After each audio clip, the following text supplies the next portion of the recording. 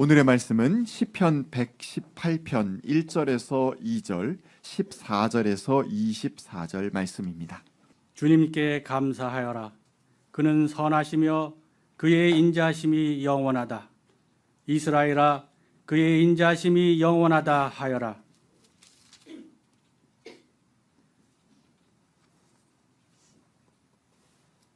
주님은 나의 능력, 나의 노래, 나를 구원하여 주시는 분이시다. 의인의 장막에서 환호하는 소리, 승리의 함성이 들린다. 주님의 오른손이 힘차시다. 주님의 오른손이 높이 들렸다. 주님의 오른손이 힘차시다. 내가 죽지 않고 살아서 주님께서 하신 일을 선포하겠다. 주님께서는 엄히 징계하셔도 나를 죽게 버려두지는 않으신다. 구원의 문들을 열어라. 내가 그 문들로 들어가서 주님께 감사를 드리겠다. 이것이 주님의 문이다. 의인들이 그리로 들어갈 것이다. 주님께서 나에게 응답하시고 나에게 구원을 베푸셨으니 내가 주님께 감사를 드립니다.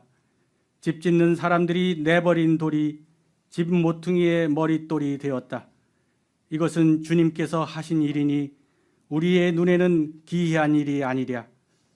이날은 주님이 구별해 주신 날, 우리 모두 이날에 기뻐하고 즐거워하자. 이는 하나님의 말씀입니다. 찬양 감사합니다. 우리 모두가 마음 깊은 곳으로부터 울려 퍼지는 평화의 찬양이 나오기를 간절히 기원합니다. 다사다난했던 2024년도 이제 이틀밖에 남지 않았습니다. 역사는 24년을 어떻게 기억하게 될까요? 몇몇 언론들은 24년 국내 10대 뉴스를 뽑아서 이렇게 우리에게 보여주곤 합니다. 다소 차이는 있지만 제가 한 3-4개 정도의 일간지와 언론에서 발표한 걸 봤는데요. 비슷대동소이합니다. 계엄령 선포되었던 거, 그다음에 한강 작가가 노벨상 수상한 거, 또 여러 의료 대난이라든가 의대 문제 났던 것, 최상병 진실규명 문제가 여전히 미궁 속에 있는 것, 딥페이크 성착취물 문제 있었던 거, 화성 아리셀 공장, 또 인천 지하 주차장 등에서 벌어졌던 대형 화재 사건들, 이런 것들을 이렇게 10대 뉴스 가운데 하나로서 공통적으로 꼽고 있습니다. 해외 10대 뉴스들도 대동소이한데요. 여러분 상상하실 수 있는 것처럼 미국 대선에서 트럼프가 승리한 거, 또 여전히 전쟁 중인 우크라이나, 러시아, 그리고 이스라엘 중동 전쟁, 이것이 악화일로로 되고 있는 현 상황들에 대해서, 또 세계 주요 국가들의 집권당이 대부분 이번 올 한 해 동안 의석을 차지하는데 실패를 했죠. 그래서 그 참패한 것들, 또 경제난 때문에 유럽에서 극우가 조금 약진하고 있는 현상, 뜨거워지는 지구, 1.5도 지키자 했는데 계속 넘어가고 있는 지구촌, 또 AI 발전이 과연 좋은 것인가 나쁜 것인가 그 명암에 대하여서 이런 것들을 세계의 10대 뉴스로 꼽는 것을 보았습니다. 이렇게 하나하나 헤아려 보니까 2023년 쉽지 않았는데 우리 참 잘 버텼구나라는 생각이 들었습니다. 정치적으로 경제적으로 참 혼란스럽고 사건 사고도 끊이지 않았지만 그 막막했던 터널을 뚫고 우리는 지금 여기에 당도해 있는 겁니다. 되돌아보건대 참 놀랍고, 그리고 우리들 스스로를 대견해 해도 괜찮지 않을까라는 생각이 듭니다. 우리 공동체로서는 하나님께서 우리에게 은평청파교회 공동체를 오래 세워주셨던 것을 꼽지 않을 수가 없습니다. 잘 될까라는 순간도 부지기수로 있었지만 여러 많은 분들의 헌신으로 따뜻한 공동체가 세워졌습니다. 모두가 궁금해하는 공동체가 되었어요. 점심 메뉴가 무엇일까? 올해는 예배 공동체로서의 자세를 갖추어 보는 것, 그것이 저의 목표였었는데요. 나름 1부, 2부 또 교회학교 예배가 잘 안착한 듯 하여서 무척 감사한 마음으로 이 한 해를 마감할 수 있는 것 같습니다. 여러분의 가정은 어떠셨나요? 올 한 해 개인적으로 어떤 일들이 있으셨나요? 아마 이미 다이어리를 한번 쭉 훑어 보시면서 이런 일들 있었구나라고 꼽아 보신 분들도 계실 줄 압니다. 한번 오늘 안 해보신 분은 댁에 돌아가셔서 나의 10대 뉴스, 우리 가정의 10대 뉴스를 한번 꼽아 보시면 어떨까라는 생각이 듭니다. 희, 노, 에, 락. 어떤 건 좀 빠졌으면 좋겠는데 예. 그러나 그렇지 않고 그 네 가지가 다 우리 삶을 찾아왔습니다. 때로 빛 가운데 거하기도 했지만 때로 어둠 가운데에서 숨막혀 하기도 했습니다. 힘겨웠던 순간 저에게 기도를 부탁하시면서 수심 가득한 얼굴로 말씀하셨던 분들의 얼굴이 저는 떠오릅니다. 또 기대했던 것보다 더 좋은 성취를 맛보았다면서 기뻐하고 쑥스러워하는 얼굴로 저에게 소식을 전해주셨던 분들의 얼굴도 역시 떠오릅니다. 어쨌든 올 한 해 수고 많으셨습니다. 애쓰셨습니다. 우리 서로 참 장하다라고 이야기해도 좋지 않을까라는 생각이 듭니다. 오늘 시인은 정말 숨이 차도록 힘든 시간을 지금 통과하고 있습니다. 그는 이렇게 이야기합니다. 고난 가운데 있습니다. 뭇 나라가 나를 겹겹이 에워쌌습니다. 저들이 나를 밀어서 넘어뜨리려고 합니다. 내 힘이 붙여서 힘 있는 강대국의 또 권력자들이나 돈 많은 자들에게 의지해 볼까 고민하고 유혹받은 적도 있다고 이야기하고 있습니다. 시인의 두려움은 이중적이었는데요. 왜냐하면 우선 그 자신이 너무나도 약한 존재였기 때문입니다. 한 인간으로서 너무나도 초라한 존재인 거예요. 그래서 위협에 취약한 존재인 거죠.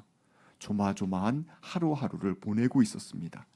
작은 문제 하나만 생겨도 감당하기가 쉽지가 않은 거예요.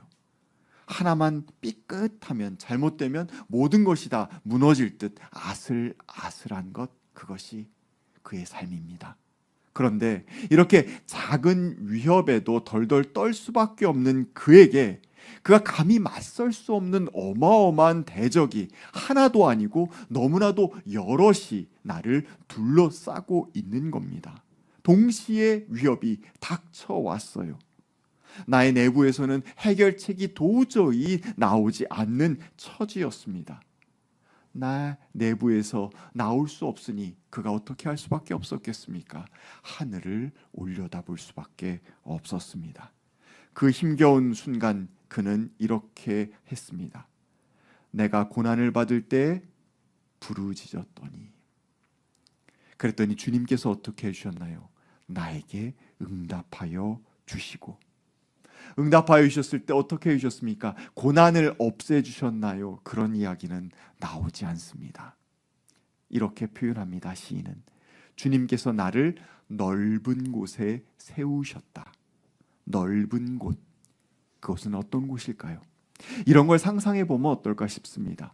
강물이 저 상류로부터 흘러서 내려오고 있습니다. 그런데 골짜기가 갑자기 좁아진 거예요.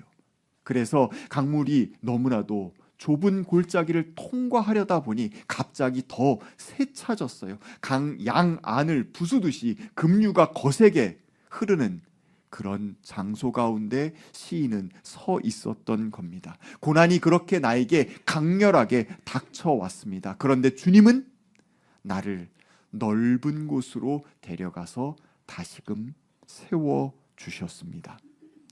삶의 심각한 어려움들이 완전히 해결됐나요? 아니요. 강물은 여전히 흐르고 있습니다. 그 물살 가운데에 내가 언제 휩쓸릴지 또 모르겠습니다. 하지만 그 넓은 강 가운데 나는 서서 감당해 볼만 하겠는데?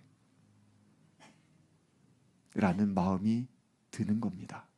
그리고 좁디 좁은 곳 가운데에서 내 문제만 보고 있었던 상황에서 넓디 넓은 곳으로 가게 되니까 전혀 다른 시야로 이 세상을, 이 문제를, 나의 삶을 조망하게 된 것입니다. 다른 지평에서 조망하게 될 때 문제는 새롭게 정의됩니다. 질문 자체가 바뀌게 되면 답을 내는 방식 역시 바뀌게 되지요. 주님께서는 그런 방식으로 우리를 이끌어 가시는 것입니다. 사실 오늘 함께 오신 118편은 113편서부터 쭉 연결하여서 하나의 묶음 시편으로 여기고 있습니다.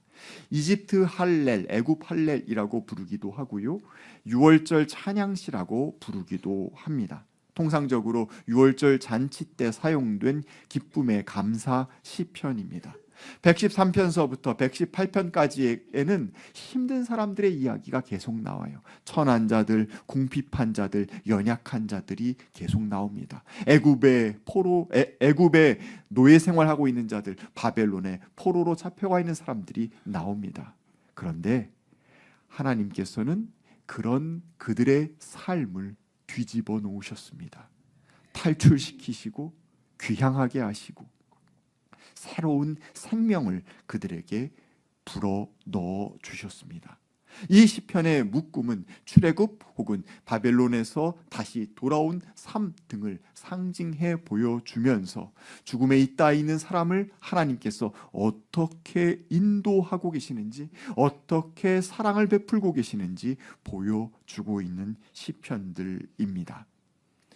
바로 이 시편 가운데에서 우리 오늘 함께 만난 118편의 시인은 나 또한 주님께서 넓은 곳에 세우셨구나라고 노래하고 있는 겁니다. 다시 말씀드립니다. 고난이 해결되지는 않았습니다. 강물은 여전히 흐르고 있습니다. 그러나 넓은 곳에 서게 된 것입니다. 그 넓은 곳에서 새로운 시야로 보게 되니까 문제만 보고 있었던 나의 눈이 활짝 열리게 되었고 내 곁에 누가 계시는지를 보게 되었습니다. 그는 이렇게 노래합니다. 주님은 내 편이심으로 나는 두렵지 않다. 사람이 나에게 무슨 해를 끼칠 수 있으랴. 그렇습니다. 주님이 내 편이십니다.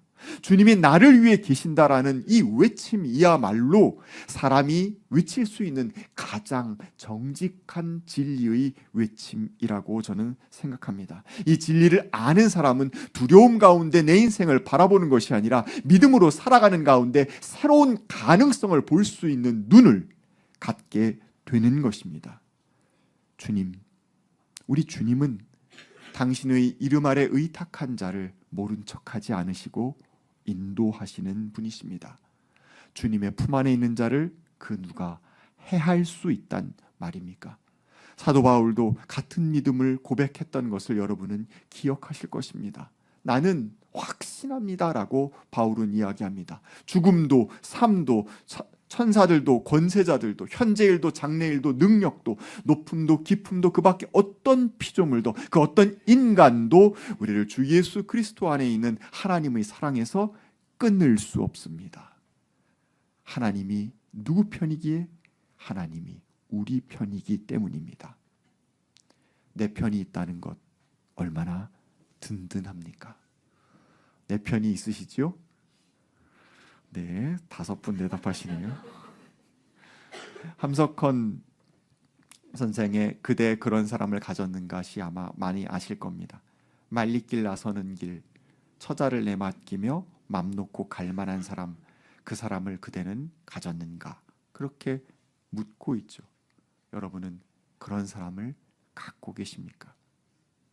온 세상이 다 나를 버려서 마음이 외로울 때에도 저맘이야 하고 믿어지는 그 사람을 그대는 가졌는가? 세상에서 다 버림받은 것 같고 모두가 나를 외면하는 것 같은 순간에도 그냥 묻지도 따지지도 않고 내 편이 되어주는 사람, 그 사람을 여러분은 갖고 계십니까? 혹시 나 그런 친구 없는데요? 라며 슬픈 얼굴 하지 마십시오. 예수님께서 우리의 그런 친구가 되어 주십니다. 얼마 전 그 수화 찬양으로 연평안 사역자의 찬양 요게벳의 노래 우리 함께 나눈 적 있었습니다. 가사의 내용 아마 기억하실 텐데요. 배경이 또 여러분 아마 잘 아실 겁니다. 모세의 엄마가 요게벳이죠. 엄마가 이집트 파라오의 탄압 가운데에서 갓난 아기, 그 사내 아기는 키울 수가 없었어. 다 죽이라고 하니까 어쩔 수 없이 키울 수 없으니까 그냥 강에 떠내려 보내는 거잖아요. 그때 드렸던 기도 아닙니까? 작은 갈대 상자, 그 아이를 누인 작은 갈대 상자, 물이 새지 않도록 역청과 나무진을 칠하네. 어떤 마음이었을까? 그녀의 두 눈엔 눈물이 흐르고 흘러 동그란 눈으로 엄마를 보고 있는 아이와 입을 맞추고 상자를 덮고 강가에 띄우며 간절히 기도했겠지. 어떤 기도를 했을까요? 너의 삶의 참 주인, 너의 참 부모이신 하나님 그 손에 너의 삶을 맡긴다. 하나님 그 손에 너의 삶을 드린다. 그가 널 구원하시리, 그가 널 이끄시리, 그가 널 사용하시리, 그가 널 인도하시리.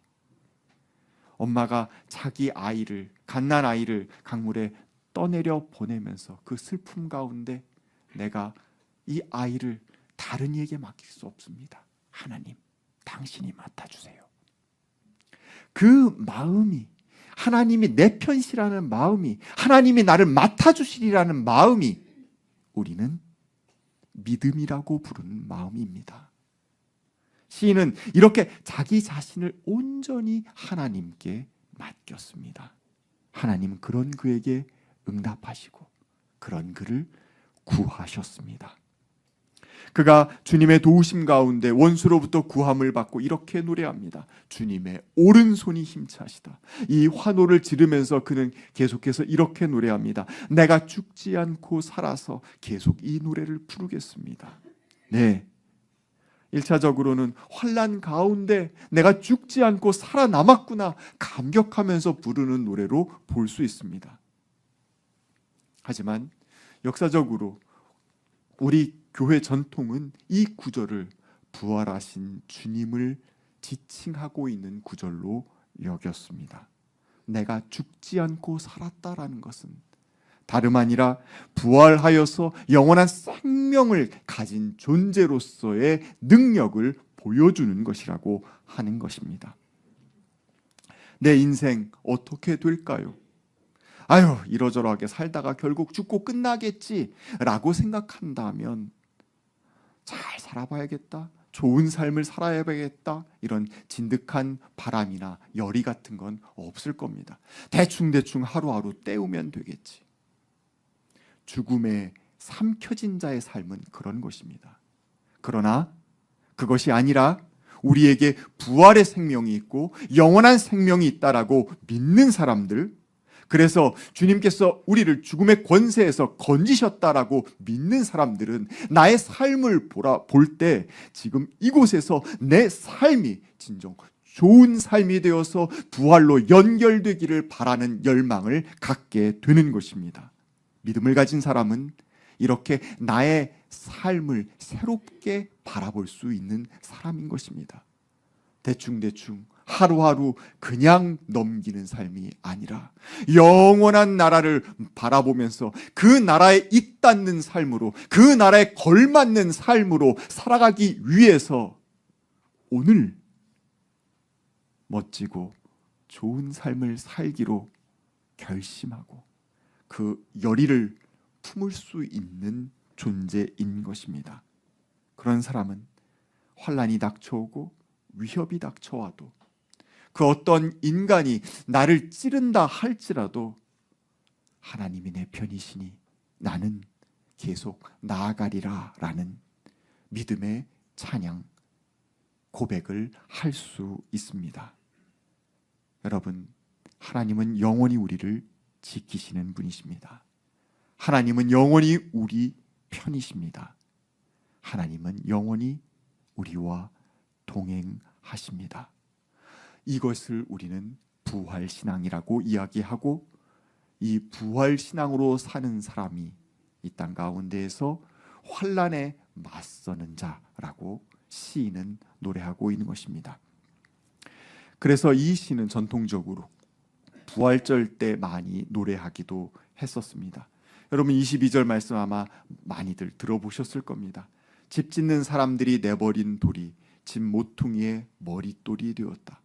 베드로 사도도 바울 사도도 예수님도 인용했던 그런 구절 아닙니까? 집 짓는 사람들, 어떤 사람입니까? 집 짓는 데 있어서는 전문가입니다. 전문가가 딱 보고 아유 이 돌은 도저히 집 짓는데 쓸 수 없어 라고 하고 어떻게 했습니까? 버렸어요. 쓰레기로 치워버린 것입니다. 그런데 그 돌을 가져다가 집에 머릿돌로 삼으신 분, 그분이 우리 하나님이시라고 이 시는 우리에게 들려주고 있습니다. 예수님, 우리 예수님 어떤 분이셨습니까? 이스라엘 사람 모두 십자가에 못 박으라고 버린 존재였습니다. 버림받은 존재였습니다. 그런데 그 십자가에 달리신 주님을 다시 들어다가 부활하게 하시고 영원한 생명의 첫 열매로 삼으신 분, 그분이 우리 하나님 아니십니까? 사람들에게는 쓰레기일지 모르겠지만 하나님께는 가장 고귀한 보석이 되는 것, 그것이 신비입니다. 세상 사람들은 아무것도 아니라고 이야기하지만 하나님은 그 아무것도 아닌 것을 들어다가 놀라운 일을 행하십니다. 돌이켜보건대 우리의 삶 또한 비슷합니다. 때로는 우리 자신의 삶이 너무 별 볼 일 없는 것 같아서 세상에 이름을 남기기는커녕 상처투성이로 날개 살아가다가 그냥 사라져버릴 것 같아서 두렵습니다. 아무도 관심 두지 않고 아무도 원하지 않는 인생을 살아가고 있는 것 같습니다. 하지만 오늘 시인은 이야기합니다. 하나님은 어떤 분이신가? 건축자가 버린 돌, 전문가가 아니라고 판단하고 쓰레기라고 판단하고 버려버린 것을 가져다가 오히려 그것을 머릿돌 삼으셔서 그 위에 교회를 세우시고 그 위에 당신의 생명과 당신의 사랑을 이루시는 분, 그분이 우리 하나님이시라고 고백합니다. 도대체 하나님의 일하심은 예측할 수가 없습니다. 도대체 가늠할 수가 없습니다. 우리는 버려버릴 재료라고 생각한 것을 가져다가 하나님은 가장 고귀하게 사용하시기 때문입니다. 하나님은 그런 세심한 손길을 가진 분이십니다. 이런 부활의 신앙을 믿는 자, 그래서 내 삶을 새로운 지평 가운데에서 해석하고 내일에 대한 새로운 희망 속에 나아가는 사람, 그 감사가 넘치는 사람이 들어갈 곳을 시인은 주님의 문이라고 명명하고 있습니다. 물론 1차적으로는 성전 문을 이야기하는 것일 것입니다. 하지만 우리는 그 문 밖과 문 안이 다름을 보게 됩니다. 문 앞에 당도한 자는 고난 가운데 있었지만, 여전히 눈물 가운데 있었지만, 문을 열고 들어간 자는 어떤 사람입니까? 그 삶을 새롭게 해석해서 내 삶에 주님께서 빛을 비추시는구나, 나를 새로운 지평으로 이끄시는구나, 나의 내일은 어제와 다른 내일로 인도하시겠구나라는 감사의 찬양을 부를 수 있는 사람인 것입니다. 그는 이렇게 노래합니다. 구원의 문들을 열어라. 내가 그 문들로 들어가서 주님께 감사를 드리겠다. 여러분, 여러분의 삶 앞에 주님의 문이 놓여 있습니다. 여러분은 그 문을 열고 들어가시겠습니까? 내 지난 삶의 슬픔들을 생각하며 문 앞에 주저앉아 울고 있겠습니까? 그것을 새로운 지평 가운데 주님의 눈길로 부활의 생명으로 다시 해석하고 그 문을 활짝 열고 안으로 들어가서 주님을 만나 감사의 찬양을 부르겠습니까? 오늘 이 시인은 그 문을 열고 들어가겠다라고 노래합니다. 그곳에서 감사의 축제를 올립니다. 네, 우리에게 빛을 비춰주십니다. 문을 열고 들어가니까 주님께서 조명을 착 비춰주신 거예요. 시인은 나뭇가지로 축제의 단을 장식하고 제단 뿔도 꾸미겠다고 이야기합니다. 이날은 주님이 구별해 주신 날. 왜? 내가 문 앞에서 망설이고 있다가 문을 열고 들어갔으니까요. 우리 모두 이날에 기뻐하고 즐거워하자라고 노래합니다. 여러분 앞에 있는 문, 그 문을 여시기 바랍니다. 그리고 그 문 안에 들어가서 잔치를 벌이시길 바랍니다. 2024년 이제 이틀 남았습니다. 한 해를 돌아보십시오. 굽이굽이 삶의 시간 가운데 하나님의 오른팔이 여러분을 지키셨음을 떠올리시게 될 겁니다. 쓰레기처럼 버려진 것 같던 시간, 그 장소마저도 하나님께서는 신비롭고 기이한 방식으로 우리에게 보탬이 되고 도움이 되는 시간과 장소로 바꾸어 주셨습니다. 이제 시인처럼 우리도 마침내 주님의 문 안으로 들어가기를 원합니다. 그 안으로 들어가서 감사로 찬양하며 잔치를 벌이기 원합니다. 잔치에는 여러분 먹을 것이 있어야 됩니다. 상을 차려놓고 가족을 부르십시오. 상을 차려놓고 친구를 부르십시오. 그리고 이렇게 이야기하시기 바랍니다. 올 한 해 힘든 일만 많은 줄 알았는데 돌아보니 모든 순간 참 괜찮았어. 그리고 그 일부는 네 덕분이야. 내가 한턱 쏠게. 그렇게 올 한 해를 마감하실 수 있는 저와 여러분이 되기를 간절히 기원합니다. 주신 말씀 두고 함께 거듭의 기도 드리겠습니다.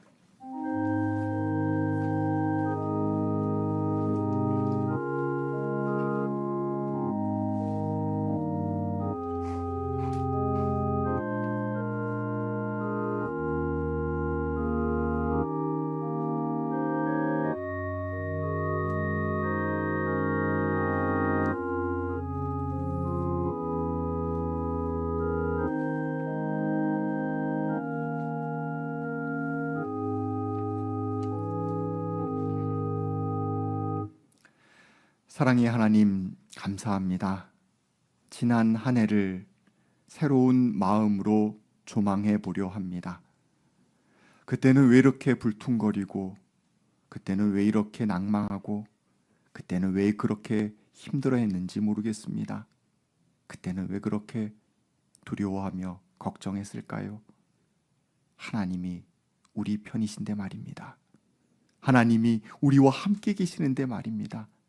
하나님이 우리를 너른 곳 위에 세워주신데 말입니다. 주님, 이제 새로운 눈으로 우리 삶을 되돌아보고 내일을 조망하려 합니다. 이 연말 연시 주님의 마음을 품고 주님 향한 믿음 속에서 힘찬 발걸음 옮길 수 있도록 역사하여 주시옵소서. 그 시간 저희들 주님의 특별한 날로 열고 생각하고 작은 잔치를 이곳저곳에서 벌이려 합니다. 맛있는 것 함께 나누면서 감사의 찬양을 올려드리는 2024년 연말 될 수 있도록 우리에게 복 내려 주시옵소서. 예수님의 이름으로 기도하였습니다. 아멘.